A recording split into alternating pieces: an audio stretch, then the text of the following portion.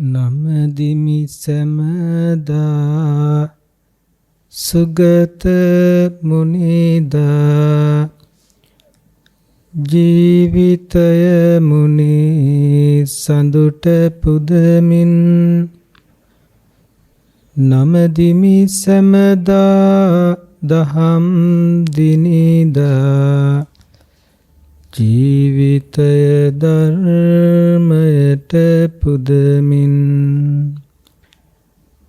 නමදිමි සැමදා සඟුන් පැහැදා සංගරුවන වෙත දිවිය පුදමින්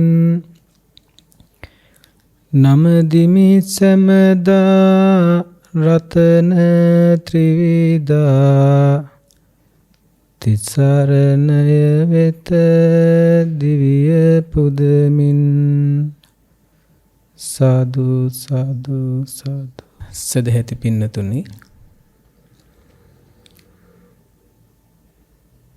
බුද්ධ ශාසනයක් මුණ ගැහිච්ච වෙලාවේ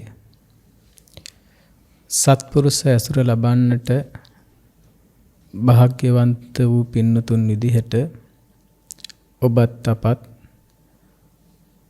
බුදු පියාණන් වහන්සේගේ සම්බුද්ධ දේශනාව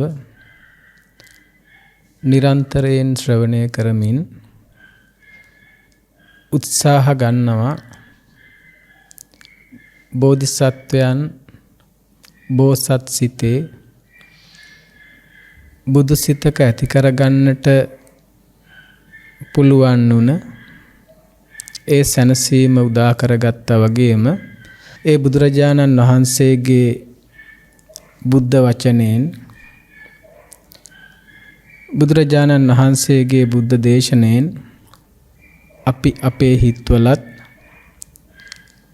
ඒ බුදු සිතේ සිසිල සැනසීම ඇති කරගන්නට නිරන්තරයෙන් ධර්ම ශ්‍රවණය කරන්නට උත්සාහ කරනවා. එහෙම සිදු කරන ශ්‍රවණය කිරීම අතර නැවත නැවතත් පින් නැති ඔබ හැමදෙනාටම අප සිහිපත් කරනවා ඒ ශ්‍රවණය කරන බණ භාවනා කරන්නට කියන කාරණාව. මොකද බුද්ධ රාජ්‍යක කිරුළු පළඳින්න පුළුවන් වෙන්නේ, බුද්ධ රාජ්‍යක සැබෑ පුරවැසියන් බවට පත්වෙන්න පුළුවන්කම ලැබෙන්නේ බුදුරජාණන් වහන්සේගේ දේශනය ශ්‍රවණය කරමින් ඇති කරගත්ත අදහසට අනුව දැනගැනීමට අනුව දැක ගැනීම උදෙසා එය ප්‍රගුණ කිරීම, එය පුහුණු කිරීම. එහෙම කරන ප්‍රගුණ කිරීමකට පුහුණු කිරීමකට අපි වචනයක් කියනවා භාවනාව කියලා. ඒ භාවනාව ද්විදව කරන්න පුළුවන්. එක් අයෙක් භාවනාව සිද්ධ කරනවා පෘථග්ජන භූමියේ ඉඳගෙන, තව කෙනෙක් භාවනාව සිද්ධ කරනවා ආර්ය භූමියේ ඉඳගෙන. පෘථග්ජන භූමියේ ඉඳගෙන භාවනා කරන කෙනා ඒ භාවනාව සිද්ධ කරන්නේ අනුමාන ඥානයක් තුල ඉඳගෙන, ප්‍රත්‍යක්ෂ දර්ශනයක් තුල ඉඳගෙන නෙවෙයි. ඒ නිසා එයා ශාස්ත්‍රූ ගෞරවයෙන් අහං නජානාමි භගවා ජානාති, මම තවම දන්නේ නැහැ, දැනගන්න උත්සාහ කරනවා භාග්‍යවතුන් වහන්සේ දන්නවා කියන තැන ඉඳගෙන. භාග්‍යවතුන් වහන්සේ දන්නවා කියන තැන ඉඳගෙන ඒ කෙනා තමන් සත්පුරුෂයා වෙතින් ශ්‍රවණය කළ ධර්මයට අනුව තවමත් ඉන්න පෘථග්ජන භූමිය තුල ඇති කරගත් අනුමාන ඥානයක් තුල ඉඳගෙන විදර්ශනයක් උදෙසා සත්‍ය අනුමාන ඥානයක සිටිමින් මනසිකාරය කරනවා. අනුමාන ඥානයක ඉඳගෙන සත්පුරුෂයාගෙන් අහලා දැනගත්ත දේ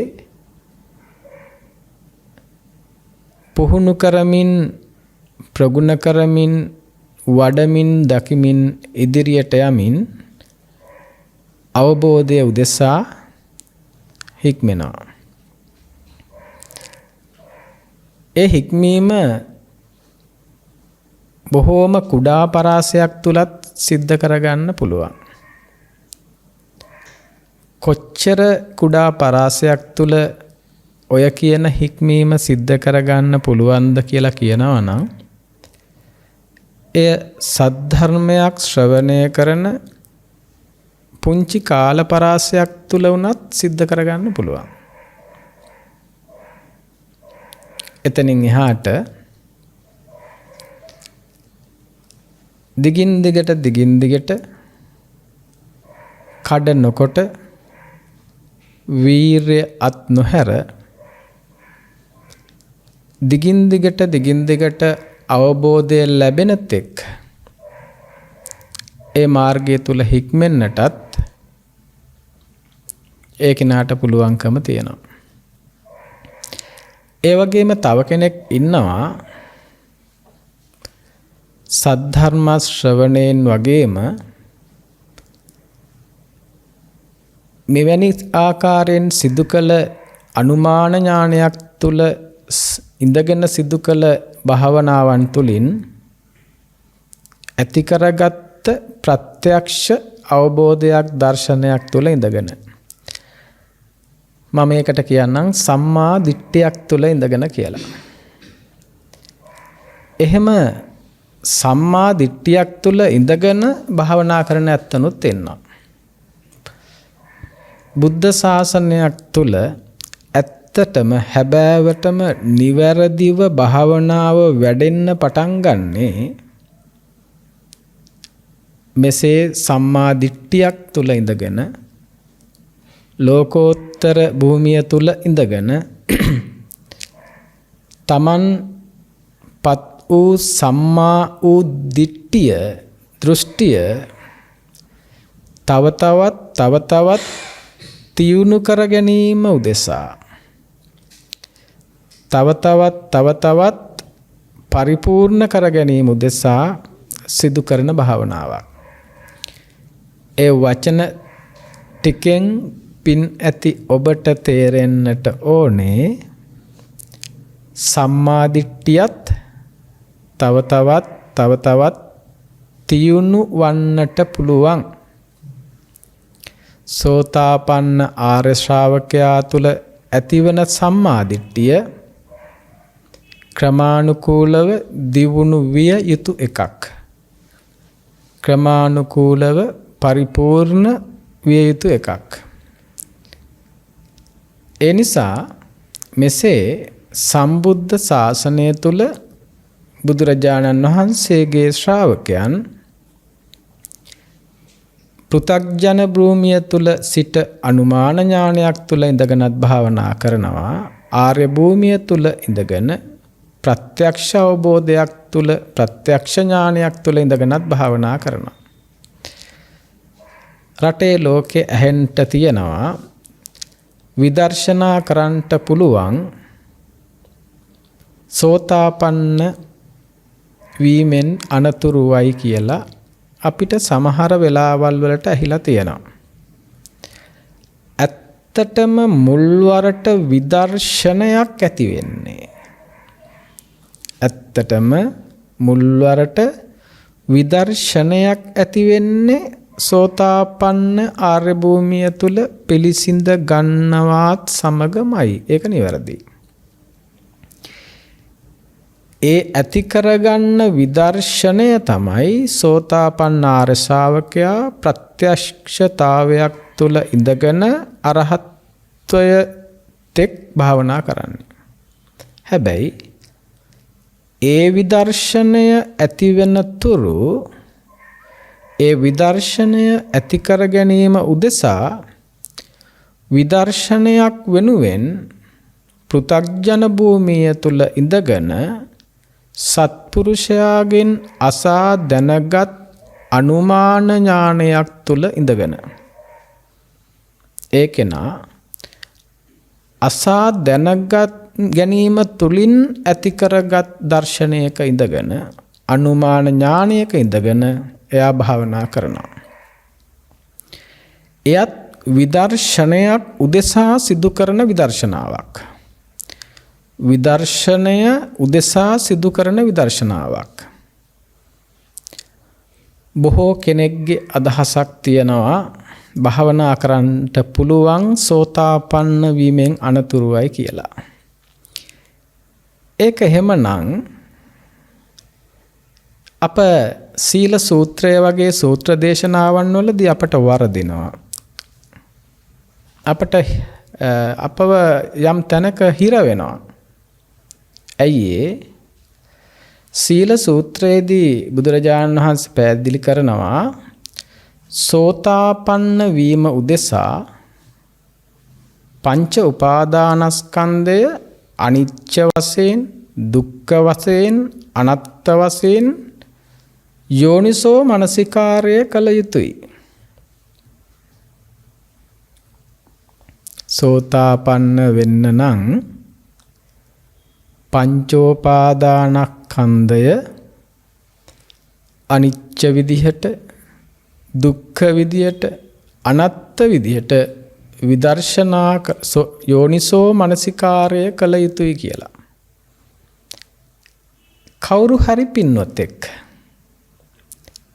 යම් ස්වභාවයක් තුල පංචෝපාදානස්කන්ධය අනිත්‍ය වශයෙන් දුක්ඛ වශයෙන් අනාත්ම වශයෙන් යෝනිසෝ මනසිකාරය කරන්නේ නම් එයට අප කියන්නේ කුමක් කරනවා කියලාද?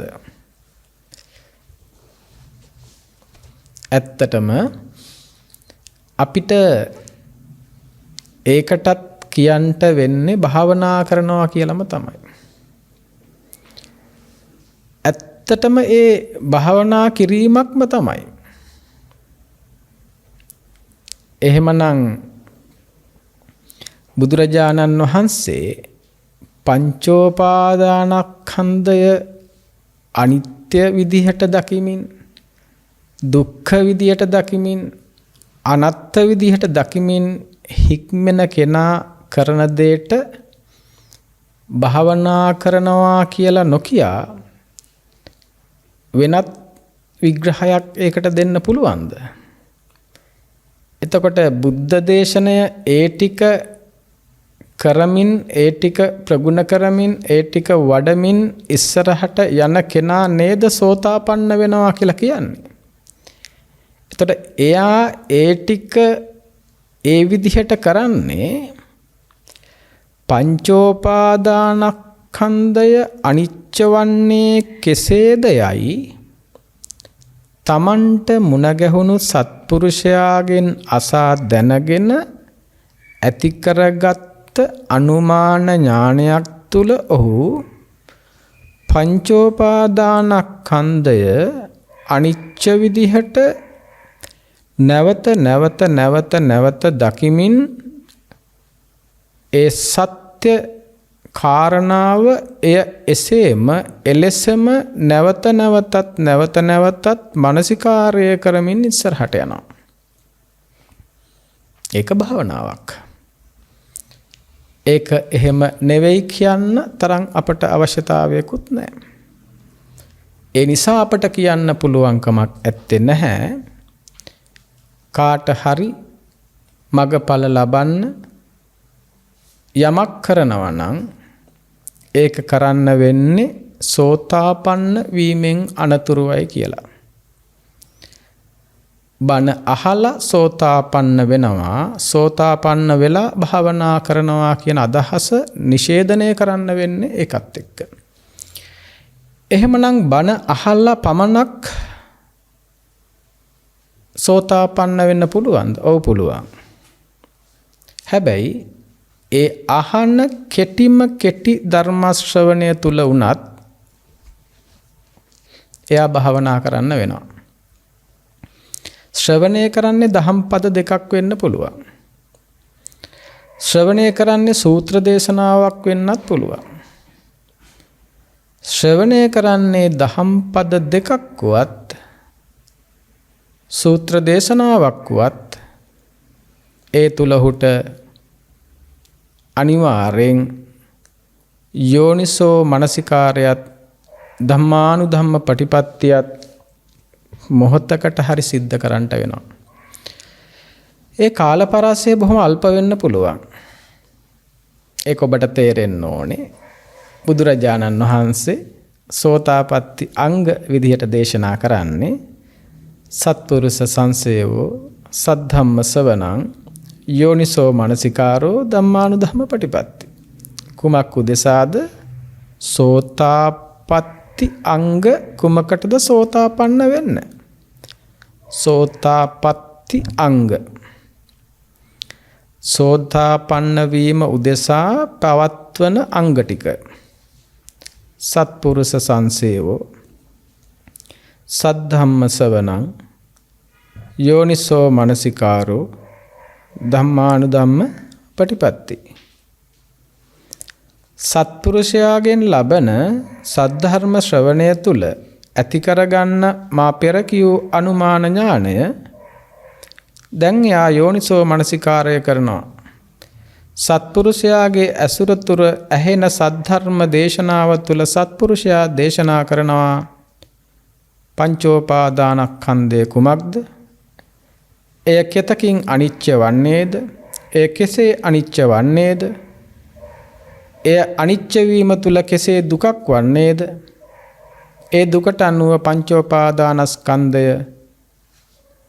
තමා ලෙස, මම ලෙස, මගේ ලෙස, මගේ ආත්මය ලෙස ගත හැකිද? ආදී විදිහට.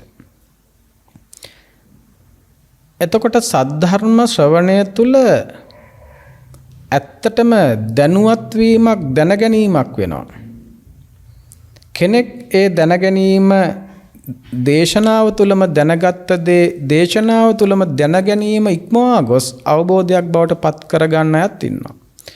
ඒකට හොඳම උදාහරණයක් සාරිපුත්ත මහරහතන් වහන්සේගේ ගිහි කාලයේ.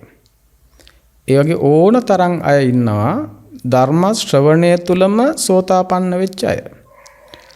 හැබැයි එය එසේ වීම තුලින් පූර්ණ නිගමනයකට එන්න බෑ. සියල්ලෝ සෝතාපන්න වෙන්නේ බණ අසා පමණයි කියලා. සෝතාපන්න වන කෙනෙක් ධර්ම ශ්‍රවණය තුලත් සෝතාපන්න වෙනවා. ධර්ම දේශනාව තුල ශ්‍රවණය තුල සෝතාපන්න වෙන්නේ දේශනය භාවනා කරලා. ඒ වගේම ශ්‍රවණය කළ දේශනයට අනුව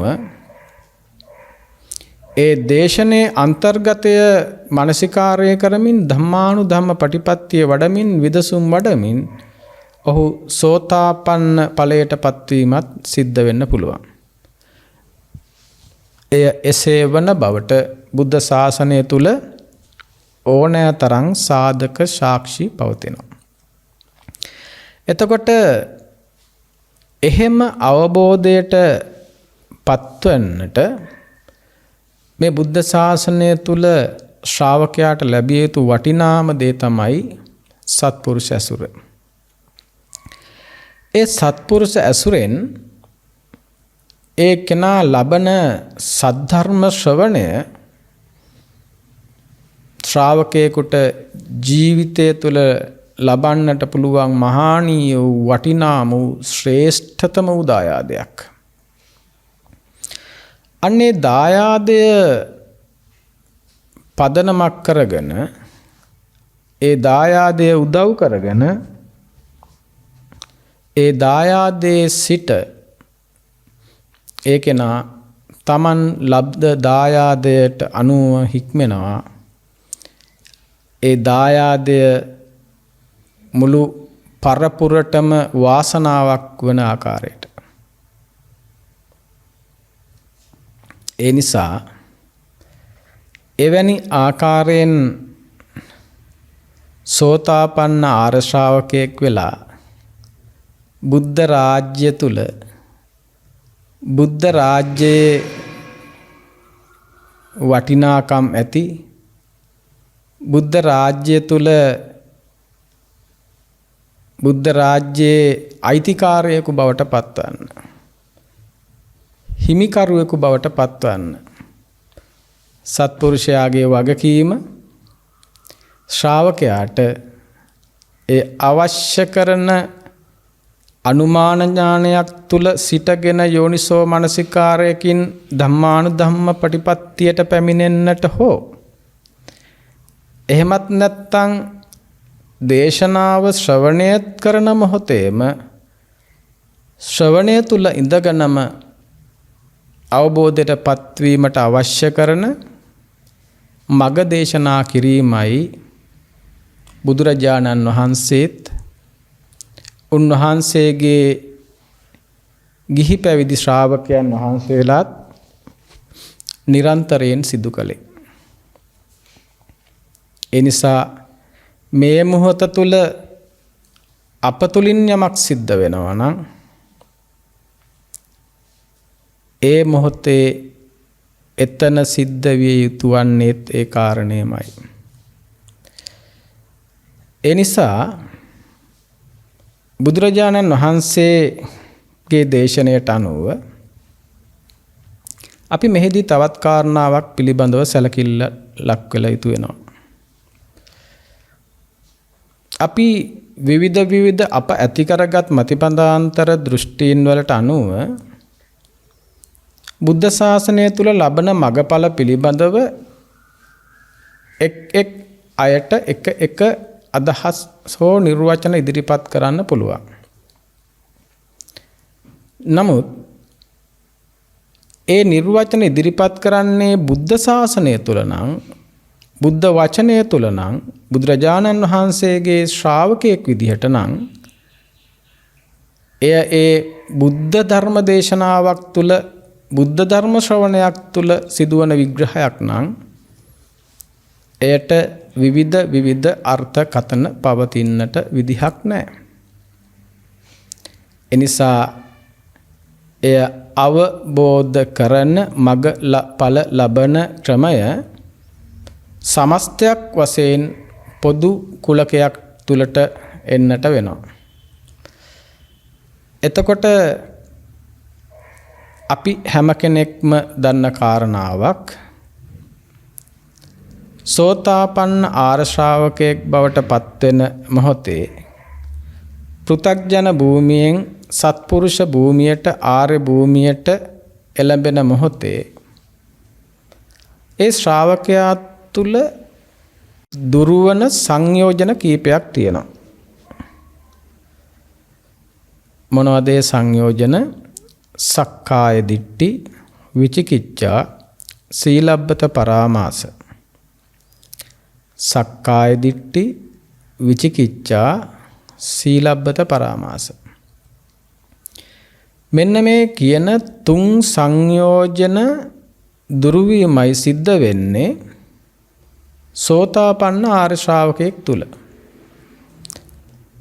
කවුරු හරි හිතනවා නම්, කවුරු හරි කැමති වෙනවා නම්, කවුරු හරි බලාපොරොත්තු වෙනවා නම් සෝතාපන්න ආර්ය ශ්‍රාවකයෙක් තුල ඊටත් එහා සංයෝජන දුරු විය යුතුයි කියලා.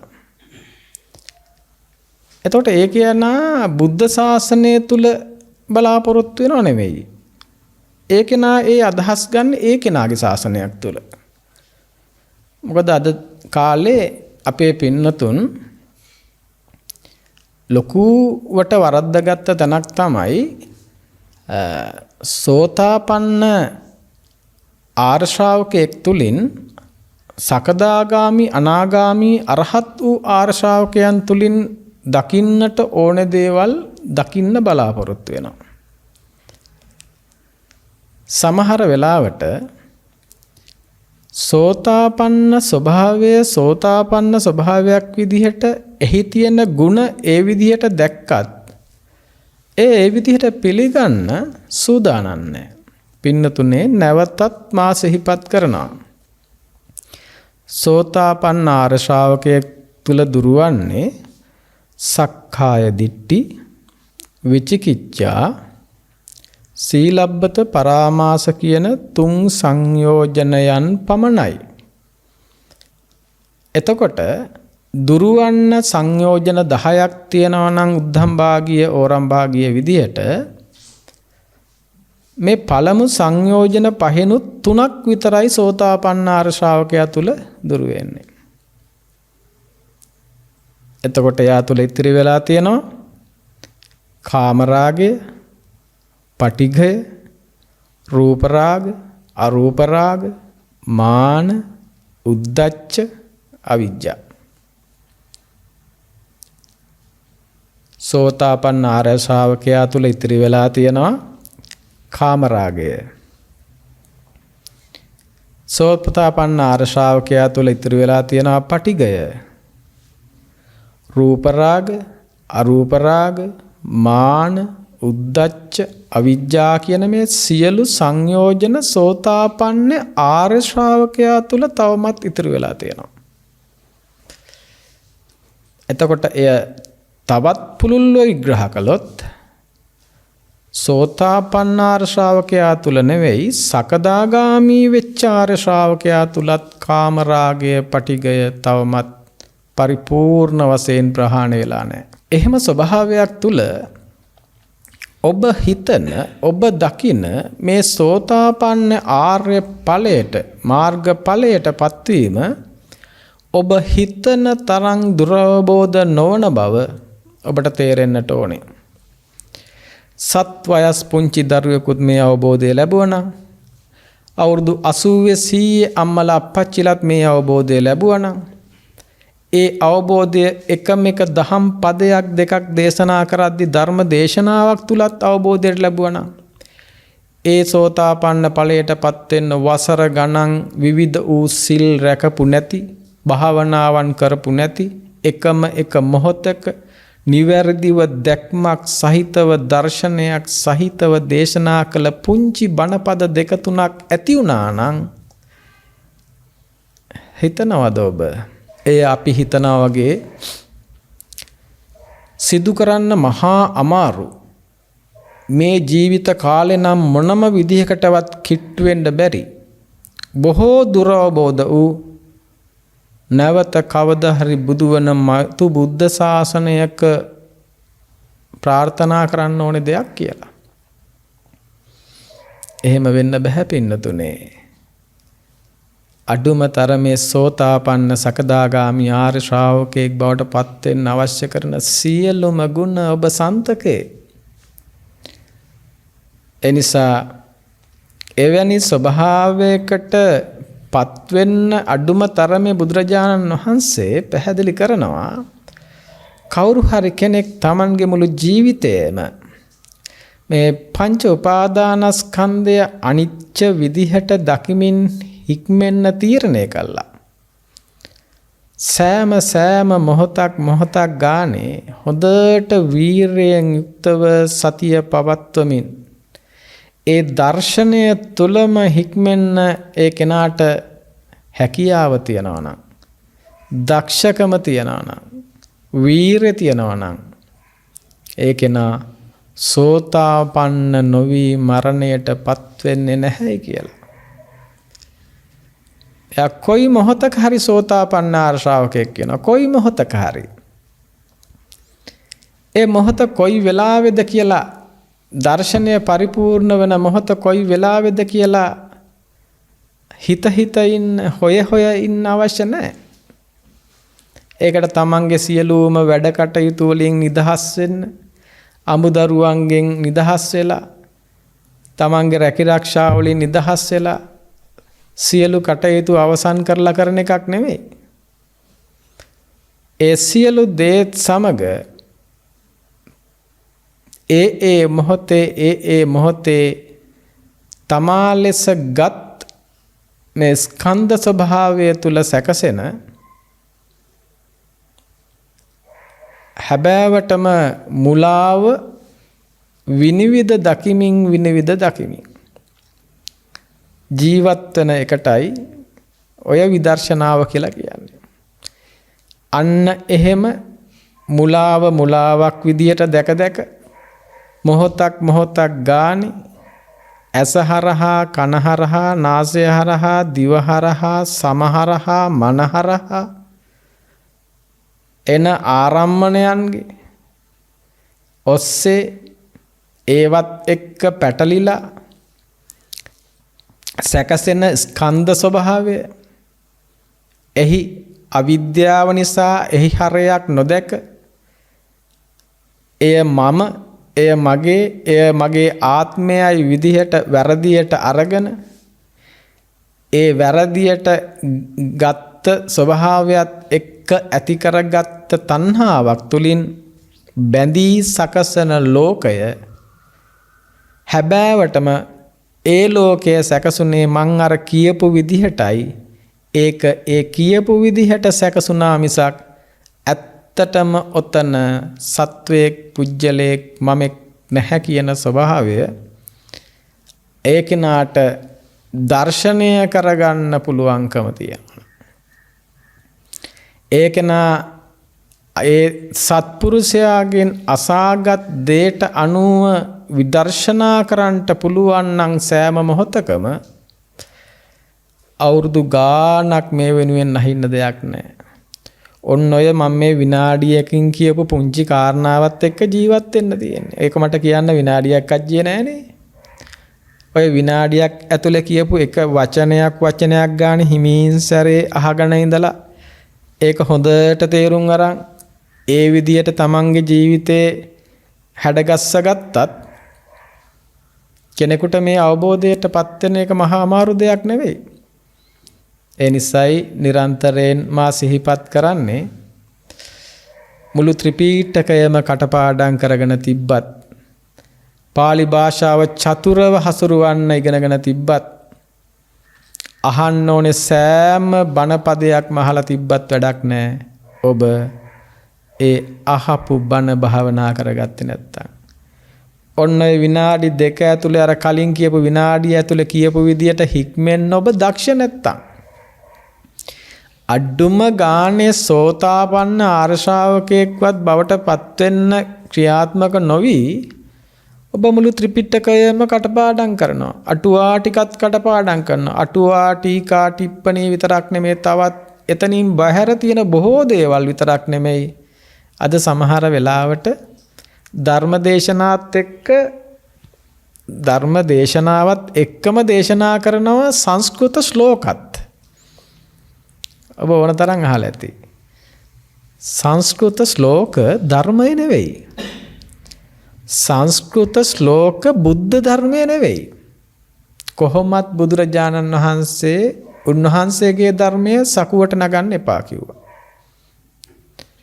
ඒකට කොහොමත් ඉඩක් තිබ්බේ නැහැ. ඒක එහෙම කොහොම වෙතත් සංස්කෘත පඬිවරුන් සිදු කළ අවවාද අනුශාසනා ඒවා බැලූ බැල්මට හොඳයි. හොඳට හැදෙන විදිය, වරදින් නිදහස් වෙන විදිය තමයි ඒවා කියලා දීලා තියෙන්නේ. නමුත් ඇත්තටම සංස්කෘත පඬිවරයෙකු කියපු දේ බුද්ධ ධර්ම දේශනයක් විදියට ධර්මාසනයක් තුල වැඩ ඉඳගෙන කරන්න බෑ කියන්න බෑ. මේ ආසනයේ වැඩ ඉඳගෙන දේශනා කරන්න ඕනේ ලෞතර බුදුරජාණන් වහන්සේ දේශනා කළ උන්වහන්සේ නිවිච්ච විදිහ විතරයි.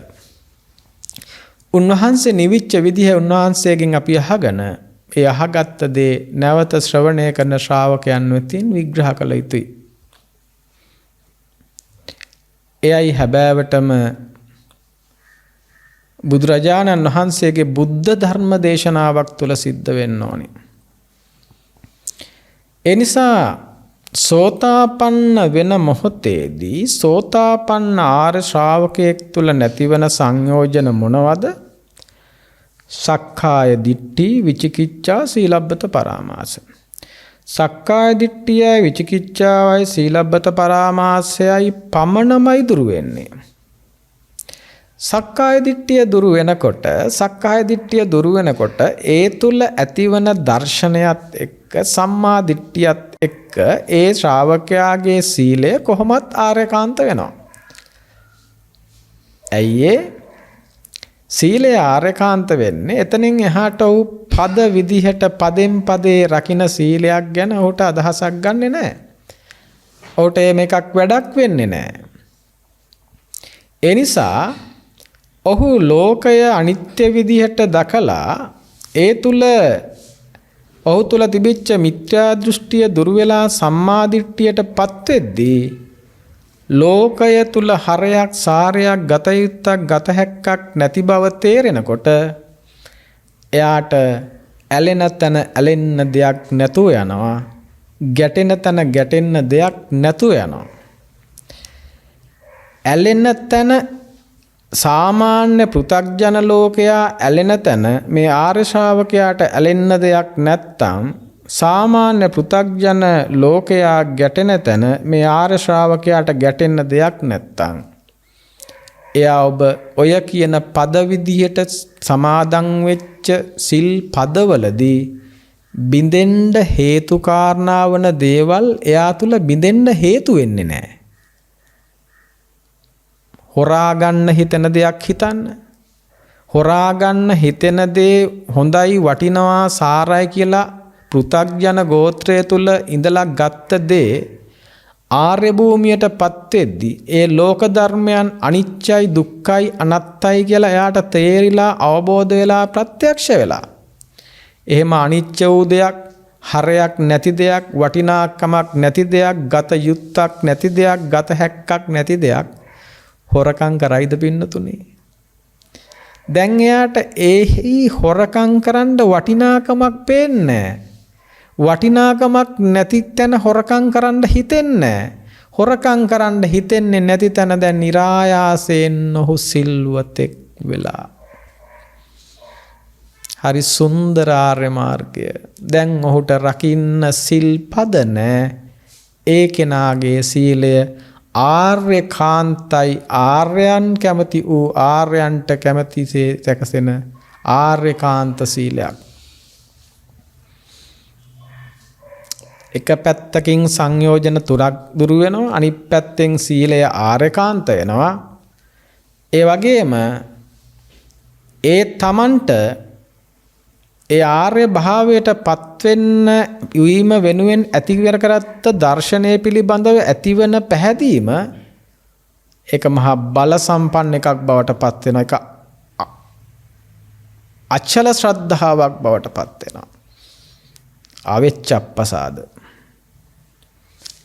ඒ ඔස්සේ ඒ තමන්ව අනිච්ච දුක්ඛ අනාත්ත වූ පීඩාකාරී ලෝකයෙන් ගලවපු ඒ දර්ශනය පිළිබඳව ධර්මයේ පිළිබඳව ඇතිවන අචල ශ්‍රද්ධාවත් එක්ක ඒ දර්ශනය දීපු ශාස්ත්‍රවරයා පිළිබඳවත් ඒ දර්ශනය ඔස්සේ මගවඩන සම්බුද්ධ ශ්‍රාවකයන් පිළිබඳවත් බුද්ධ ධම්ම සංඝ ත්‍රිවිධ රත්නය පිළිබඳවත් ඔහු තුල ඇතිවන පැහැදීම අචලයි. එවැනි ස්වභාවයක් ඔස්සේ නැවත නැවතත් පෘථග්ජන ගෝත්‍රය තුල ඉඳගෙන බොහෝ දුර අවශ්‍ය කරන භවයන් සකසන්ට අවශ්‍ය කරන තණ්හාව තුල ඉඳගෙන භවයෙන් භවයට පනින්න ඕනේ කරන ශක්තිය එකතු කර ආපු ගමන නතර වෙද්දී මෙතන අල්ප ශක්තියක් විතරයි ඉතුරු වෙන්නේ භව සැකස්ම වෙනුවෙන්. භව සැකස්ම වෙනුවෙන් අවශ්‍ය කරන ශක්තිය දුරු වෙලා යනකොට සෝතාපන්න ආර්ය ශ්‍රාවකයාට නැවතත් සත්වන භවයකින් එහාට යන්න පුළුවන් වෙන්නේ නැහැ. ඕනේ වුණත් ඕනේ වෙන්නෙත් නැහැ. ඕනේ වුණත් යන්න බෑ. යන්න බැරි ඕනේ කරන ශක්තිය නැති නිසා. සමහර කෙනෙකුගේ ශක්තිය භවයකට දෙකකට සීමා වෙනවා. සමහර කෙනෙක් ඒ භවය තුලම අවසන් කරනවා. දැන් පින්නති ඔබ හිතන්න. ඔබ මේ මොහොතේ සෝතාපන්නයි. සෝතාපන්න ආර්ය ශ්‍රාවකෙක් සෝතාපන්න වෙලා මිය පරලව ගියොත් කිසිම විදිහකින් දුගතියක උපදින්න පුළුවන් කමක් නැහැ. ඒකේනා සුගතියක උපදින්නට විතරක් අවශ්‍ය කරන හේතු සකස් වෙලා තියෙන. මේකෙන් හිතන්න එපා මොනම හේතුවකටත් ඔබ මැරිලා ඔබ සුගතියේ උපදිනවා කියලා. මේ දේශනට එක කොහොමත් ගැලපෙන්නේ නැහැ. මේ කතා කළේ ස්කන්ධ ස්වභාවයක් තුලට ඇලීම් ගැටීම් ඔස්සේ තණ්හාවෙන් නිසා තණ්හා මාන දිට්ඨි වලින් ඇති කරගත්ත මගේ කියන ස්වභාවයක් එක්ක යම් සත්ව ස්වභාවයක් සකස් කරගත්තා නම් ඒ සත්ව ස්වභාවය හේතු සැකස්ම තුල සැකසෙන මේ සත්වත්වය හේතු නිරෝධයත් එක්ක එතරම් නිරුද්ධ වෙලා යනවා. එතකොට ඔබ මැරිලා ඔබ සුගතියේ උපදිනවා කියලා මම කිව්වොත් ඒක බුද්ධ දේශනාවට එකඟ එකක් නෙවෙයි. මෙතන අපිට සසරක් පේන්නේ, අපිට අනන්ත සතරක් පේන්නේ, අපිට පෙර භවවල කර කර්ම කරපු ඒ කර්මවල විපාක විදියට විපාක ලබන අය පේන්නේ ඔන්න ඔය කියන කර්මඵල මට්ටමින් බලනකම් විතරයි. එහෙම බලද්දි විතරක්, එහෙම බලන ස්වභාවයකදී විතරක් අර වගේ එහෙම මට්ටමක ඉන්නවනම් කොහොම මට්ටමකද? සැකසෙන ස්කන්ධයට අවිද්‍යාව තියෙන නිසා තණ්හාවෙන් බැඳිලා තණ්හාවෙන් ඒ ස්කන්ධ ස්වභාවය දැන් මම කරගෙන ඉන්නකම්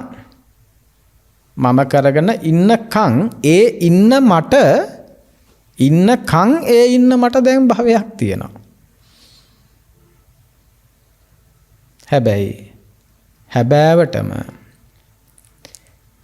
මේ මොහොතේ හැබෑවටම ඔය කියන ස්කන්ධය මේ මොහොතේ සමුදය වෙන එකක්, සමුදය වෙන මොහොතේම කඩන් වැටිලා යන එකක්, මේ මොහොතේම සමුදය වෙන එකක්, සමුදය වෙන මොහොතේම කඩන් වැටිලා යන එකක්, කුඩු වෙලා යන එකක්, බිඳිලා යන එකක්, මැරිලා යන එකක්. ඕක ඔතනම මැරිලා ගියාට පස්සේ ආයෙ ඔය ස්කන්ධයකට තව කොහෙවත් යන්න, සුගතියකට යන්න හෝ දුගතියකට යන්න දෙයක් ඉතුරු වෙන්නේ නැහැ. එහෙම සුගතියකට යන කෙනෙක්වත් දුගතියකට යන කෙනෙක්වත් මෙතන දකින්න පුළුවන් කමක් නැහැ. සුගතියට යන කෙනෙක් හරි දුගතියට යන කෙනෙක් හරි පේන්නේ පින්නතුනේ. එහෙම කෙනෙක් ගැන බුදුරජාණන් වහන්සේට හරි කතා කරන්න පුළුවන් උනේ අර දසවස්තුක මට්ටමින් කර්ම බල මට්ටමින් කතා කරනකම් විතරයි.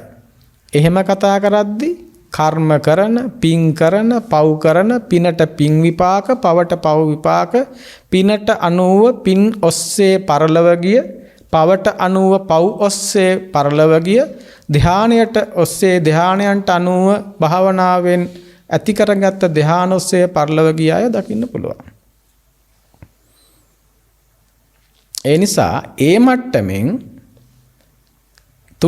මට්ටම තුල කතා කරද්දී ඒ ඔස්සේ සෝතාපන්න ආර්ය ශ්‍රාවකයෙකුට සෝතාපන්න ආර්ය ශ්‍රාවකයෙක් දිහා පෘථග්ජන ගෝත්‍රය තුල ඉඳන් බලන කෙනෙකුට එහෙම ආර්ය ශ්‍රාවකයාට එතනින් තව බොහෝ දුර යන්න අවශ්‍ය කරන ශක්තිය නැති නිසා බොහෝ දුරට ආර්ය ශ්‍රාවකයා කොහොමත් දුගතියට යන්න අවශ්‍ය කරන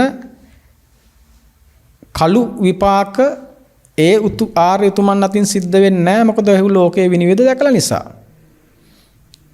ඒ ශක්ති කොහොමත්ම දුර වෙලා ගිහිල්ලා හැබැයි සුගතියට හරි යන්න අවශ්‍ය කරන ශක්තියින් තවමත් ඔහු තුල ඉතුරු වෙලා තාමත් කාම රාගය, පටිගය, රූප රාග, අරූප රාග, මාන, උද්ධච්ච, අවිජ්ජා කියන සංයෝජනයන්ගෙන් තාම ලාටු ඉතුරු වෙලා. ඒ ඉතුරු ටික දුරු කරගන්න තමයි එතනින් එහාට සම්මා දිට්ඨියටපත් මනා දර්ශනයටපත් ආර්ය ශ්‍රාවකයා විදර්ශනා කරන්නේ. එහෙනම් මොකද්ද පින්නතුනේ මේ සක්කාය කියලා කියන්නේ? සක්කාය කියලා කියන්නේ මොකද්ද? සක්කාය දිට්ඨි. සක්කාය කියලා කියන්නේ බුදුරජාණන් වහන්සේ දේශනා කරන සක්කාය කියලා කියන්නේ මොකේකටද? හොඳට මතක තියාගන්න. සක්කාය සක්කාය සක්කාය දිට්ඨි සක්කාය දිට්ඨි. පාඩම් කරනවා මම මගේ කියන හැඟීමට කියලා. බුද්ධ ශාසනයේ සක්කාය දිට්ඨිය කියන්නේ ඒකට නෙවෙයි. බුද්ධ ශාසනයේ සක්කාය දිට්ඨිය බුදුරජාණන් වහන්සේ මොන අදහසින්ද මේකට සක්කාය දිට්ඨිය කිව්වේ කියලා අපිට දැනෙන්න ඕනේ, අපිට තේරෙන්න ඕනේ, අපිට අවබෝධ වෙන්න ඕනේ. අවබෝධ වෙච්ච එක අපි තුල දුරු වුණා කියලා දැනගන්න ඕනේ. දැන් ඔබට හිතෙන්න පුළුවන් මම මගේ හැඟීම නැති කරගත්තා. එතකොට මම මගේ හැඟීම මට දැන් නැහැ. ඒ නිසා මම සෝතාපන්නයි කියලා සමහර කෙනෙක් හිතන් ඉන්න පුළුවන්. හැබැයි මම මගේ හැඟීම සම්පූර්ණ නැති වෙන අස්මිමානිය නැති වෙද්දී ඒක අරහත්වයේදී සිද්ධ වෙන දෙයක්. එතකොට මෙතන මොනවා හරි දෙයක් සම්බන්ධයෙන් ඇති කරගත්ත මම මගේ හැඟීම නැහැ කියලා යා සක්කාය දිට්ඨිය නැහැ කියලා හිතන්න පුළුවන්. ඇත්තටම සක්කාය දිට්ඨිය කියලා කියන්නේ සක්කාය කියලා කියන්නේ සක්කාය දිට්ඨිය නෙමෙයි සක්කාය කියලා කියන්නේ පංච උපාදානස්කන්ධයටයි. සක්කාය කියලා කියන්නේ පංච උපාදානස්කන්ධයටයි. මම මේක ගොඩාක් වේගෙන් කියන්නේ නැතුව මේ හිමින් පැහැදිලි කරන්න උගන්වනවා වගේ ඔබට මේක මේ තරම් තේරුනොත් ගැලවීම ඔබේ ඉදිරිපිට නිසා, මිදීම ඔබේ ඉදිරිපිට නිසා. සක්කාය කියලා කියන්නේ පංච උපාදානස්කන්ධයට. සක්කාය දිට්ඨි කියලා කියන්නේ මෙතන දිට්ඨි කියලා කිව්වහම එතකොට සම්මා දිට්ඨිත් ඇති, මිච්ඡා දිට්ඨිත් ඇති. නමුත් මෙතන දිට්ඨි කියන වචනේ පාවිච්චි කරන්නේ මිච්ඡා දිට්ඨියට අදාළව. එතකොට පංච උපාදානස්කන්ධය සක්කාය දිට්ඨි කියලා කියන්නේ පංච උපාදානස්කන්ධය නිට්ටයයි සුඛයි අත්තයි කියලා ඇති කරගන්න අදහසට, දැක්මට, දෘෂ්ටියට. සක්කාය කියලා කියන්නේ පංචෝපාදානස්කන්ධයට, සක්කාය දිට්ඨි කියලා කියන්නේ පංචෝපාදානස්කන්ධය නිච්චයි සැපයි ආත්මයි කියලා ගන්න අදහසට. එතකොට පංචෝපාදානස්කන්ධය නිට්ටයයි සුඛයි ආත්මයි කියලා ගන්න හැඟීම නම් දැන් ඔබ හොඳ තැනකට ආවා. සක්කාය දිට්ඨි සෝතාපන්න වෙද්දි මොකද්ද වෙන්නේ? සක්කාය දිට්ඨිය දුරු වෙන එකට. සෝතාපන්න වෙනකොට වෙන්නේ සක්කාය දිට්ඨිය දුරු වෙන එකට. සක්කාය දිට්ඨිය කියලා කියන්නේ මොකද්ද? පංචෝපාදානස්කන්ධය නිට්ටයයි සුඛයි අත්තයි කියලා ගන්න දෘෂ්ටියට. දෘෂ්ටියක් දුරු කරන්න අවුරුදු 7ක් සිල් රකින්න ඕනේද? දෘෂ්ටියක් දුරු කරන්න අවුරුදු 5ක් විතර හිත එකඟ කරගන්න ඕනේද? ඕනේ වෙන්නේ නැහැ. දෘෂ්ටියක් දුරු කරගන්නයි තියෙන්නේ. දෘෂ්ටියක් දුරු වෙන්නේ පින්නතුනේ දර්ශනයකින්. දෘෂ්ටියක් දුරු වෙන්නේ දර්ශනයකින්. දෘෂ්ටියක් දුරු වෙන්නේ අහලා. දෘෂ්ටියක් දුරු වෙන්නේ අහපු දේ හිතලා.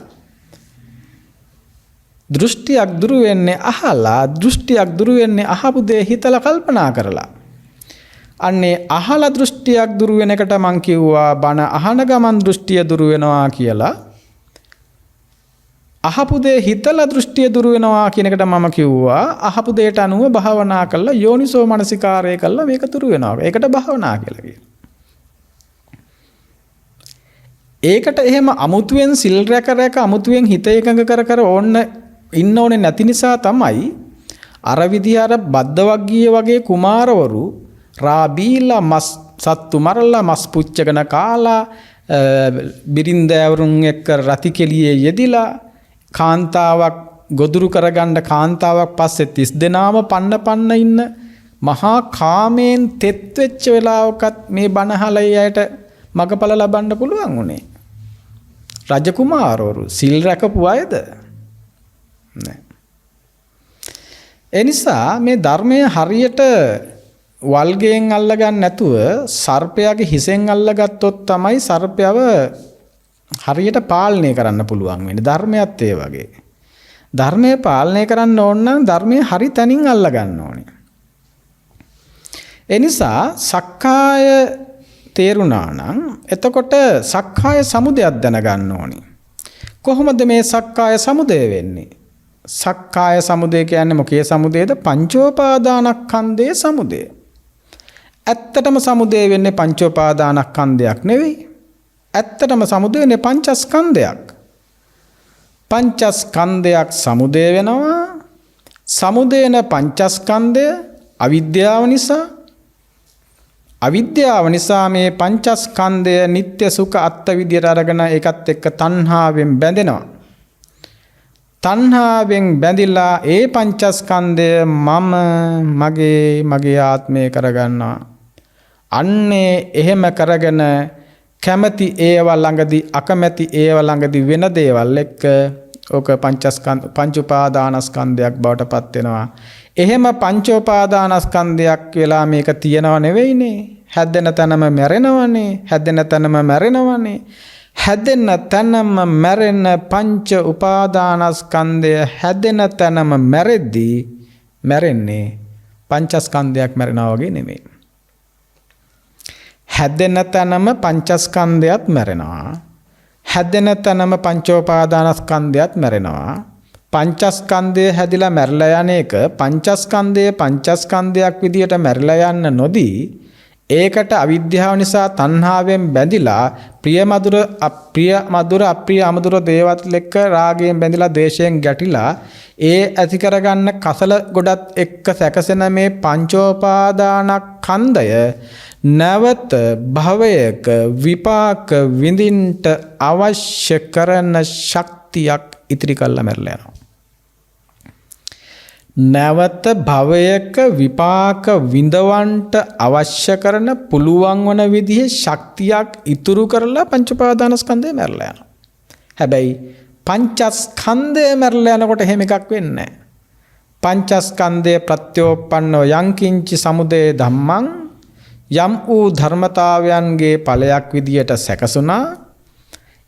ඒ සමුදය වෙච්ච පංචස්කන්ධය අර සමුදයට උදව් වෙච්ච ධර්මතා ටික එතනම මැරෙද්දි ඒවා මැරෙනවත් එක්කම මේකත් මැරලා ගියා.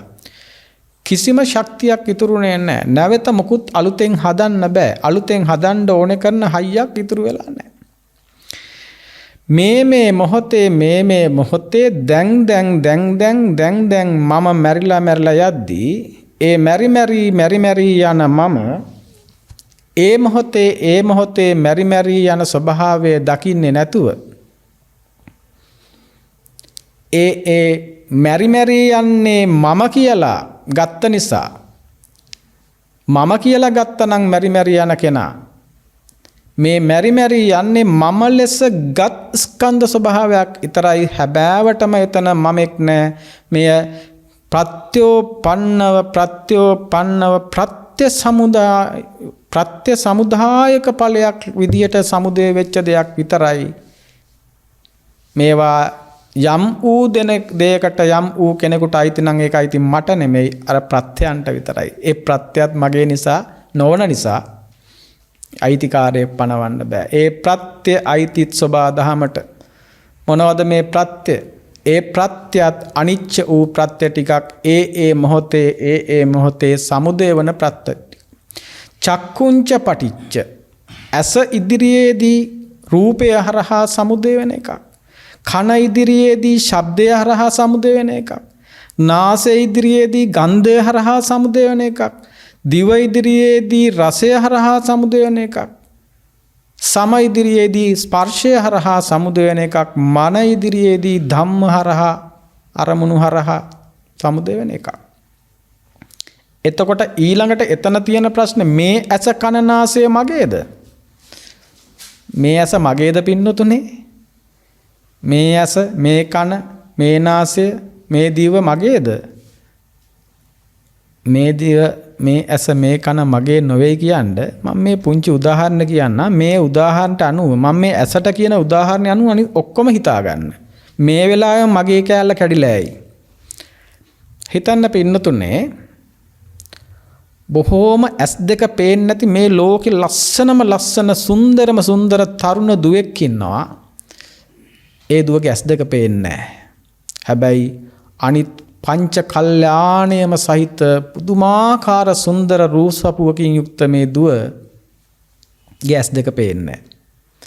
හැබැයි ඒ වගේම ඇස් දෙක හොද්දටම පේන හරිම ලස්සන ඇස් දෙකක් තියෙන විරූපී තරුණයෙකුත් ඉන්නවා. හැබැයි මේ හැඩි දැඩි තරුණයා විරූපී වුණාට අර දුවට මේ තරුණයා විරූපී කියලා පේන්නේ. අර ඇස් දෙක නොපෙනෙන සුන්දර තරුණිය මේ විරූපී තරුණයාට ආදරය කරනවා. ඒ දෙන්න පණ වගේ ආදරය කරනවා. ජීවිතේ දෙන තරමට ආදරේ. ඇඟෙන් කොටසක් දෙන තරමට ආදරේ.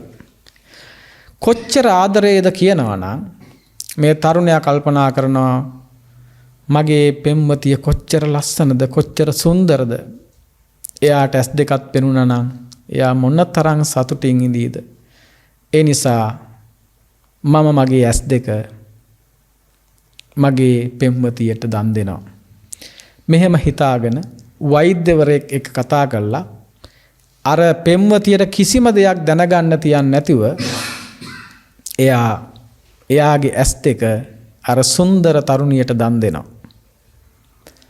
ඊට කලින් එයා කියලා තිබුණේ මම ඔබට මොනතරම් ආදරේද ඔබ වෙනුවෙන් මට නොදෙන්න බැරි දෙයක් නැහැ කියන තරමට තමයි මේ දුව කියලා තිබුණේ. දැන් මේ දුවගේ සල්ල කර්මය සාර්ථක වෙනවා. ඒ දුවට දැන් ඇස් දෙක පේනවා. දැන් මේ ඇස් දෙක ඇත්තටම කාගේද කියලා මේ දුව දන්නේ.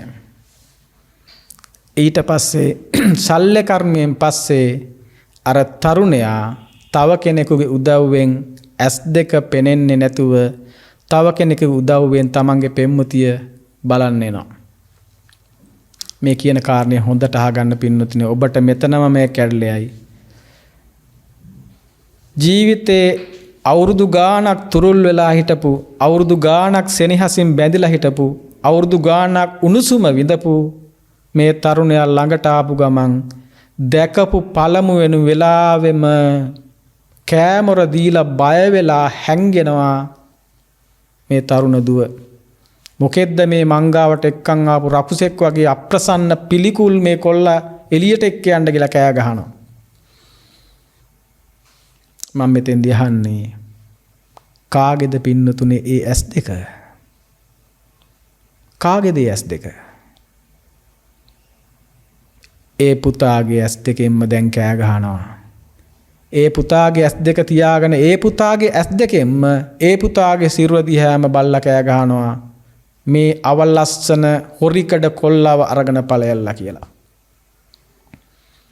කෑ ගහන්න වෙන කටකින් හිතන්න වෙන හිතකින් බැලුවේ ඇස් දෙකෙන්. ඇස් දෙක ගලවලා ගත්තේ අර හොරිකඩ තරුණයාගෙන් තමයි. ඔය කතාවට අනුව ගොඩාක් දේවල් හිතා ගන්න. ඇහැ මගේ කියාගෙන, කන මගේ කියාගෙන, දිව මගේ කියාගෙන, නාසය මගේ කියාගෙන, සම මගේ කියාගෙන, හිත මගේ කියාගෙන ඉන්න ඔබ ඇත්තටම ඒවා මගේද කියලා මොහොතක් හිතන්න. ඔය කාරණා උදව් කරගන්න. ඔන්න ඔය විදිහේ මගේ කියාගත්ත ඇහැක්, කනක්, නාසයක්, දිවක්, කයක්, මනක් ඕවට සබාධම තුළ නිරන්තරයෙන් අරමුණු වන රූප, ශබ්ද, ගන්ධ, රස, පහස ඔබ ඔන්න මතු පිට මට්ටමින් මං ඉස්සෙල්ලා කියනවා මතු පිට මට්ටමින් ඇහැක් තියෙනවා, කනක් තියෙනවා, නාසයක් තියෙනවා කියලා ඔබ හිතන් ඉන්නවා. ඒ තියෙන ඇහැකින්, කනකින්, නාසයකින් ඒවා මගේ ඇඟේ තියෙන්නේ, මමයි ඒ ඇහි, මගේ ඇහැයි මටයි පේන්නේ කියලා ඔබ හිතන් ඉන්නවා. එහෙම ඇහැකින්, කනකින්, නාසයකින්, දිවකින්, කයකින් ඒවට කොහොමත් අරමුණු වෙන රූප, ශබ්ද, ගන්ධ, රස තියෙනකන් ඒවට මේ අරමුණු වෙනවා. ඒ අරමුණු වීමත් එක්ක ඒ අරමුණු වන රූප, ශබ්ද වල ප්‍රියමනාප දේවල් එක්ක රාගයෙන් බැඳෙනවා, ප්‍රියමනාප දේවල් එක්ක දේශයෙන් ගැටෙනවා. ඒ ගැටෙන ස්වභාවයත් එක්ක මුලින්ම ඒවා අරමුණු වන තැන ඒ අරමුණු වීමත් එක්ක ඊට අදාළව විඥාණය හට ගන්නවා. ඒ විඥාණයට අනුව ඒවා එකතු වීම තුළ පස්සේ හට ගන්නවා. පස්සේ වේදනාවේදී ප්‍රිය දේවල් එක්ක සැප වේදනාව නම් ඒකට ඇලෙනවා, දුක් වේදනාවක් නම් ඒකට එක්ක ගැටෙනවා. ඊට අනුරූපව චේතනා පහළ වෙනවා. ඇලීමට ගැටීමට අනුව විපාක විදින සංකාර එතන සකස් වෙනවා. විඥාණය මේ හැමදාම ධර්මයකම බැහැගෙන තියෙනවා. දැන් ඔබ හිතුවේ මතු පිටින් හිතනකොට ඔන්න ඇහත් රූපයක් අරමුණු වෙනවා, කනත් ශබ්දයක් අරමුණු වෙනවා කියලා හිතුවට ඇත්තටම පින්නතුනේ මේ ධර්මයේ ගැඹුරින්ම කතා කරද්දී මේ කතා කරන්නේ චක්කුසෝත ගහන ජිහුවා කාය රූප ශබ්ද ගන්ධ කියලා මේ කියන දේවල් ඇත්තටම ඊයේ ඉඳන් තිබ්බේව නෙමෙයි, ගිය මාසින් ඉඳන් තිබ්බේව නෙමෙයි, ඉපදිච්ච දවසින් ඉඳන් තිබ්බේව නෙමෙයි. මේ ධර්මයේ කතා කරන්නේ මේ පස්සය සමුදය වෙන්න උදව් වෙන මේ චක්කුසෝත ගාන ජිහ්වා කාය කියන මේ සියල්ලත් රූප ශබ්ද ගන්ධ කියන සියල්ලක් ඒ හැම දෙයක්ම මේ මොහොතේ මා ලෙස ගත් මට සමුදය වෙන දේවල්. රූපයට සමුදය වෙන්න බෑ. රූපය විතරක් තියෙනකන් රූපය සමුදය වෙන්නේ සාපේක්ෂවයි, ඇහැකට සාපේක්ෂව විතරයි.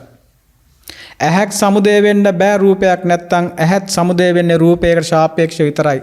ඇහක් තියෙන තැනක විතරයි රූපයක් ගැන කතා කරන්න පුළුවන්. රූපයක් තියෙන තැනක විතරයි ඇහක් ගැන කතා කරන්න පුළුවන්.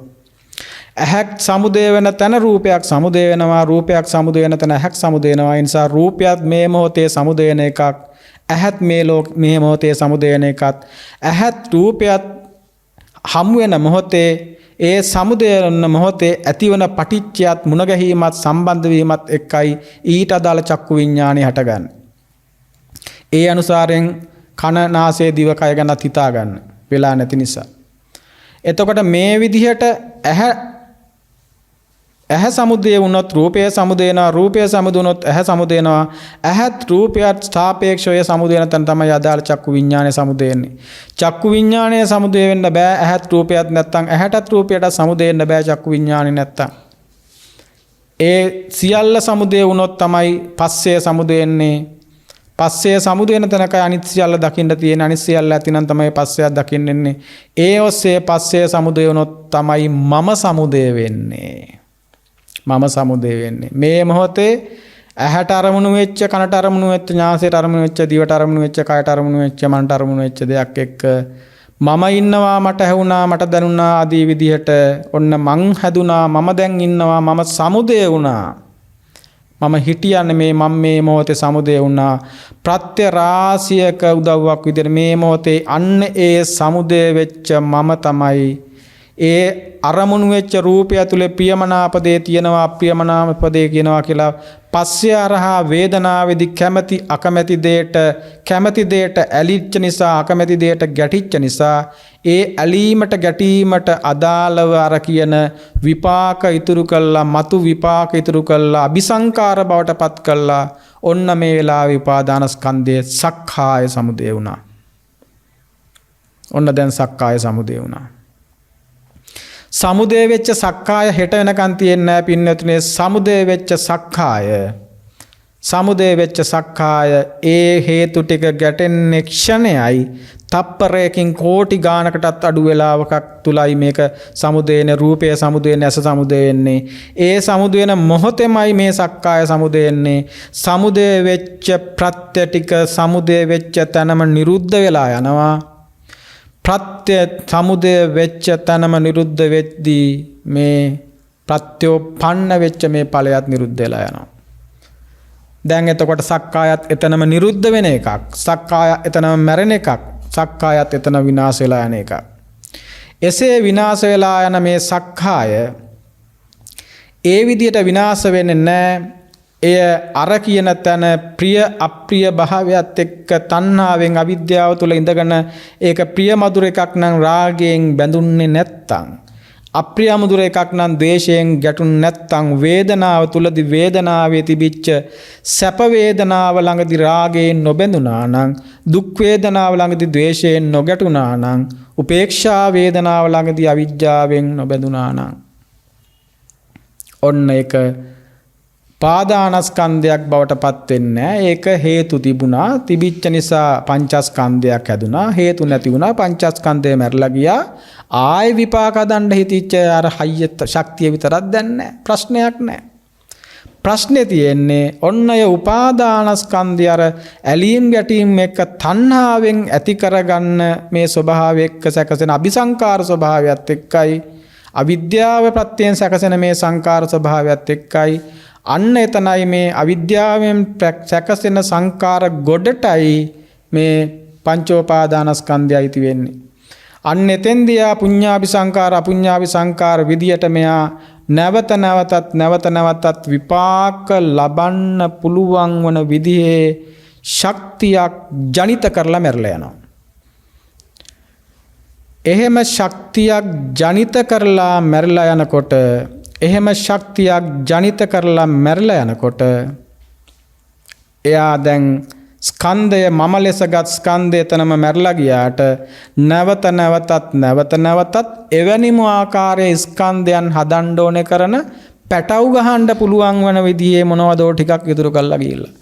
අන්නේ ඉතුරු කරලා ගිය මොනවදෝ ටික තමයි ආයෙත් භව සකසන්න උපාදානපච්චයා ජාති භවපච්චයා ජාති උපාදානපච්චයා භවපච්චයා ජාති උපාදානපච්චයා භවපච්චයා ජාති ඔස්සේ මෙන්න මේ විදිහට නැවතත් භව සකසන්න පුළුවන් වුණ සැකස්ම රිද්මය හැදෙන්නේ.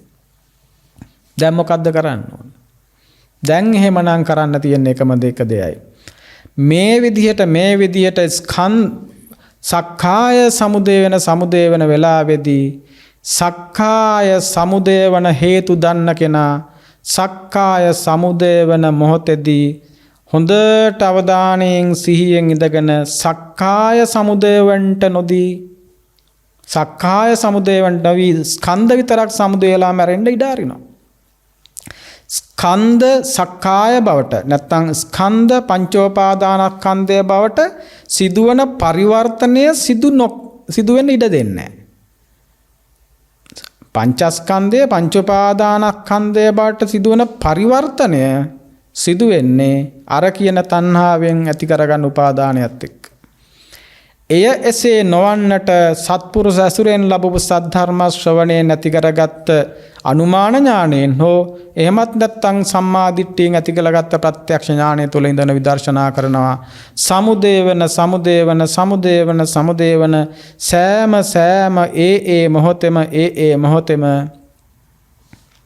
ඒ මොහොතෙම එයා තමා ලෙස අරගෙන අවිද්‍යාවෙන් අරගෙන තිබිච්ච මේ වැරදි දෘෂ්ටිය දුරු කර යන්න උපදිනොත් සක්කාය පංචෝපාදානස්කන්ධයමයි නිරුද්ධ වුණොත් නිරුද්ධ වෙන්නේම පංචෝපාදානස්කන්ධයයි කියලා දකිනවා. හටගත්තොත් හටගන්නේම දුකක්මයි නිරුද්ධ වුණොත් නිරුද්ධ වෙන්නේම දුකක් කියලා දකිනවා. හටගත්තොත් හටගන්නේ දුකක් මිසක් මම නෙමේ. නිරුද්ධ වුණොත් නිරුද්ධ වෙන්නේ දුකක් මිසක් මම නෙමේ. හටගත්තොත් හටගන්නේ ස්කන්ධයක්මයි මම නෙමේ. නිරුද්ධ වුණොත් නිරුද්ධ වෙන්නේ ස්කන්ධයක්ම මම නෙමේ. මෙහෙම හටගන්න නිරුද්ධ වෙන ස්කන්ධයක් මෙහෙම හටගෙන නිරුද්ධ වෙලා යන දෙයක් මම මගේ ආත්මය කියලා ගන්න දෙයක් නැහැ. ප්‍රත්‍ය තිබුණොත් විතරයි ප්‍රත්‍යෝපන්නවයි මේක හටගන්නේ. ඒ ප්‍රත්‍ය කිසිවක් මම නෙමෙයි. ඒ ප්‍රත්‍ය කිසිවක් මගේ නෙමෙයි. ඒ ප්‍රත්‍ය කිසිවක් මට අයිති දේවල් නෙමෙයි. මගේ ආත්මය නෙමෙයි. මම නොවිච්ච මගේ ආත්මය නොවිච්ච යම් සබහා දහම තුල ධර්මතා ටිකකින් ස්වභාවයන් ටිකක් උදව් වෙලා ඒවායේ සබහා දහමේ ක්‍රියාකාරීත්වයේ ධර්මතාවයක් විදියට සැකසීලා නිසා ඒ ධර්මතාවයට අනුව ඒවායේ උපකාරයෙන් සමුදය වන මේ සක්කාය ඒවායේ ධර්මතාවයේ ස්වභාවය සැකසිච්ච මේ ස්කන්ධය ඒ ස්කන්ධයක් විදියට නොදක අවිද්‍යාව නිසා ස්කන්ධය මං තණ්හාවෙන් මානෙන් දිට්ඨියෙන් මගේ කරගත්තා. ඒ මගේ කරගෙන මං ඒවත් එක්ක ඇලුනා. මගේ කරගත්ත නිසා මට ඇලෙන්න දේවල් තිබ්බා, ගැටෙන්න දේවල් තිබ්බා. ඇලෙන්න ගැටෙන්න දේවල් තියෙද්දි මගේ ලෝක සම්මතව පවා සීලයන් බිඳිලා ගියා. සිල් රකින්න වුණා. සිල් බිඳුනොත් තමයි රකින්න දේවල් තියෙන්නේ. බැඳෙන රැකෙන තැනක තමයි බිඳෙන්න දේවල් තියෙන්නේ. බිඳෙන තැනක තමයි රකින්න දේවල් තියෙන්නේ. දැන් මගේ සිල් බිඳිලා දුසිල්වත් වුණා. මට රකින්න සිල් තිබ්බා. දැන් මට විසිරෙන්න හිතක් තිබ්බා. විසිරෙන මගේ හිත මට එක්තෙන් කරන්න වුණා. දැන් මට සිල් රකින්න වුණා, භාවනා කරන්න වුණා. ඒ මම හිටපු නිසා. මම නැති තැනක, මගේ දෙයක් නැති තැනක, මගේ ආත්මයක් නැති තැනක මේ පවතින සත්‍ය පිළිබඳව දර්ශනයකටපත් වෙන අරින්න දැන් මට කරන්න දෙයක් නැහැ. මට රකින්න සීලයක් නැහැ, මගේ හදාගන්න හිතක් නැහැ, මට හදාගන්න විසිරෙන හිතක් නැහැ. විසිරුණොත් විසිරෙන හිත එක්තැන් කරන්නත් නැහැ, එක්තැන් වෙච්ච හිතක් විසිරෙන්නෙත් නැහැ. ඒ නිසා හැබෑවටම මෙතන පවතින්නේ මේ සබාධම තුල මේ ධර්මතාවය විතරයි. ඒ ධර්මතාවය තුල ප්‍රත්‍ය පවතිනකම් ප්‍රත්‍යෝපන්නව සමුදය වෙලා මැරලා යනවා.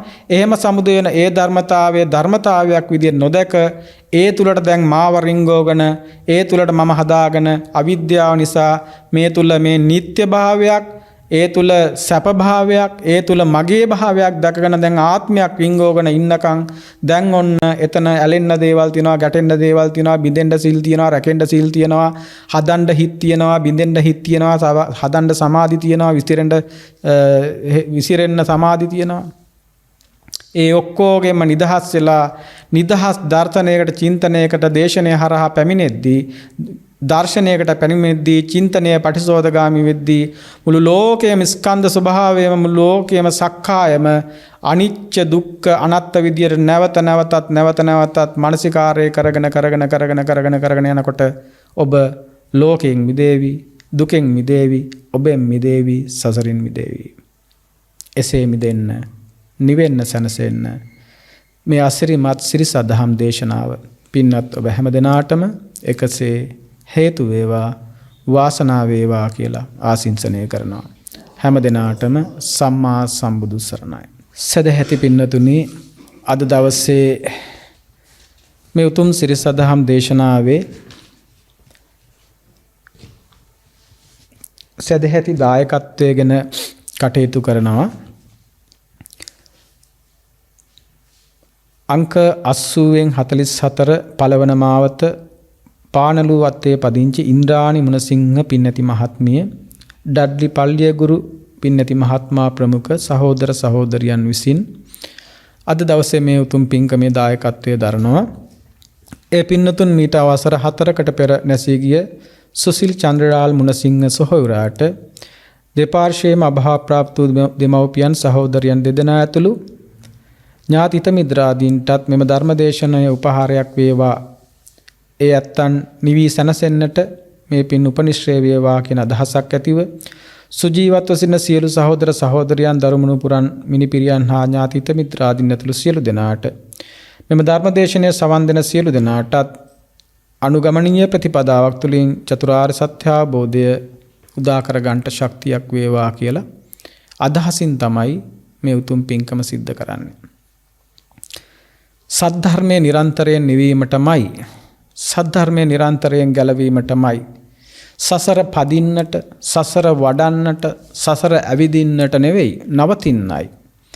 නැවතීම වෙනුවෙන් සිදු කරන මේ ධර්ම දාණය ඒ දන් දෙන පින්නතුන්ටත් නවතින්නම උපකාර වෙනවා.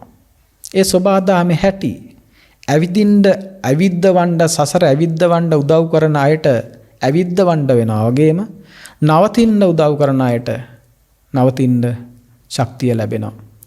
බුද්ධ ශාසනය කියලා හිතාගත්ත ශාසනයක් ඇතුලේ මේ ලෝකේ නැති දේවල් කර ඒ අයත් ඇවිද තව අයටත් ඇවිද්දවන්න උදව් කරන ලෝකෙක නවතින්න උදව් කරන අතලොස්සක් මිනිස්සු අතරේ මේ පින්වන්ත මිනිස්යෝ, ඒ ඉන්ද්‍රාණි මුණසිංහ පින්නති මැතිනිය, ඩඩ්ලි පල්ලියගුරු පින්නති මහත්මයා ඇතුළු මේ පින්නතුන් බොහෝ දෙව් මිනිසුන්ට නතර කරන්නට උපකාර කළා. එය බුදුවරයන් වහන්සේලා අතිශයින් ප්‍රසාදයට පත්වන, ඒ ආර්යයන් වහන්සේලා මනාකොට ප්‍රීතියට පත්වන ස්වභාවයක් Tamanගේ දරුවෝ නිරන්තරයෙන් නවතින්නම හිතනවා, නවත්තන්නම හිතනවා කියන ස්වභාවය. ඒ නිසා එවැනි ප්‍රඥාවන්ත මිනිස්සු මුළු විශ්වයටම දෙව් මිනිසුන්ට සදහම් රස බෙදන්ට මේ තරම් කැප වෙනවා. ඒ නිසා අද දවසේ අවිද්‍යා ප්‍රත්‍යයෙන් සංකාර හදාගෙන තව තවත් දිව්‍යතල, මනුස්සතල හොය ඉන්න මිනිස්සු අතරේ මේ සියලු ලෝකවල තියෙන දුක දැකගෙන, දුක දැනගෙන ඒ සියලු ලෝකයන්ගෙන් මිදීමමයි විය යුත්තේ කියන අදහස ඇතිව අපේ පින්වත් මේ හැම දෙනා සිදු කළ උතුම් ආශ්චර්යවත් වූ මේ දහම් ඖෂධ ධම්මෝෂධ මේ මහෝෂධ පූජාවෙන් ධර්ම රත්න පූජාවෙන් ධර්ම දාන පූජාවෙන් ජනිත වූ සෑම පුණ්‍ය ශක්තියක්ම ඒ නම් සඳහන් කළ ඉන්ද්‍රාණි මුණසිංහ උපාසිකා මාතාව ඩබ්ලි පල්ලිය ගුරු උපාසක මහත්මයා ප්‍රමුඛ සහෝදර සහෝදරියන්ට දරු මුණුපුරන්ට ඥාති හිත මිත්‍රාදීන්ට හැම දිනාටම ඔබව ප්‍රිය කරන ඔබට ප්‍රිය හිතවත් අහිතවත් හැම දිනාටම මේ උතුම් වූ ධර්ම දානයේ අනුහසින් හැම දිනාගේම හිත් නිවේවා බුදු හිතක ඇති සිසිල ඒ හිත්වලටත් දැනේවා තව තවත් සසර ඇවිද නොගොස් මේ බුද්ධ රාජ්‍ය පරිභෝජනය කරගෙන බුද්ධ රාජ්‍යයේ නිවහල් වූ නිදහස් වූ පුරවැසියන් බවට පත්ව සැනසීමෙන් සතුටෙන් සහනෙන් නිර්වාණ සුව විඳින පින්වන්ත ආර්ය උතුමන් බවට පත්වන්න මේ උතුම් ධර්ම දේශනාව ඒ හැම දිනාටම පාරමිතාවක්ම වේවා කියලා ආශිංසනය කරනවා. ඒ වගේම පින්නතුන් නමින් මිය පරලොවයන්ට යෙදුණු මීට වසර 4කට පෙර නැසී ගිය සුසිල් චන්ද්‍රලාල් මුණසිංහ සොහොයුරත් ඒ වගේම අභාව ප්‍රාප්ත වූ දෙමව්පියන් සහෝදර සොහොයුරියන් ඇතුළු ඥාති හිත මිත්‍රාදීන්ටත් ඔබ නමින් මිය පරලොව ගිය නම් සඳහන් කළ නොකළ සියලු සහලේ ඥාතීන්ටත් මේ සියලු ශක්තියින් නිවන් පිණිස උපනිශ්‍රේ වේවා යම් ආකාරයකින් මේ සියලු පිරිනමන ශක්තියින් දායාද කරගෙන ඒ සියලු දෙනාටත් යම් වූ සැනසීමක් උදා කරගන්න ලෞතුරු රස විඳින්න සසර භව ගමන කෙලවර කරගන්නට ශක්තියක් වේවා කියන අදහසින් සාදුනාදයක් පවත්වනවා. සියලු පින්වන්ත දෙවියෝ දේවතාවෝ මේ පින් අනුමෝදන් වේවා නිවනින් සැනසේවා කියන අදහසින් දෙවියන්ටත් පින් දෙමු. ආකාසට්ඨා ච බුම්මට්ඨා දේවා නාග මහිද්దికා පුඤ්ඤන්තං අනුමෝදිත්වා චිරන් රක්칸තු ශාසනං චිරන් රක්칸තු දේශනං චිරන් රක්칸තු ත්වං සදාති.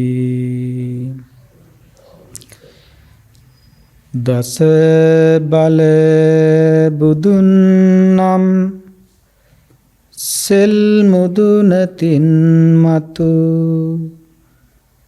නිවන් නම් මහා සමුදුර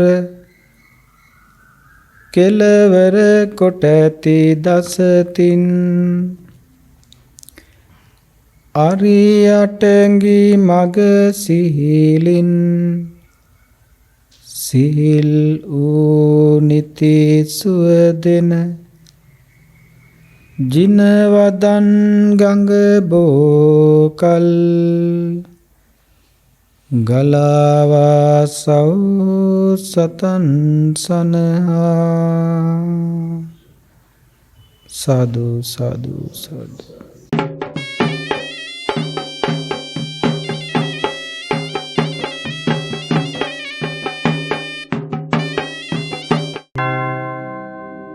මෝහක්ඛයෝ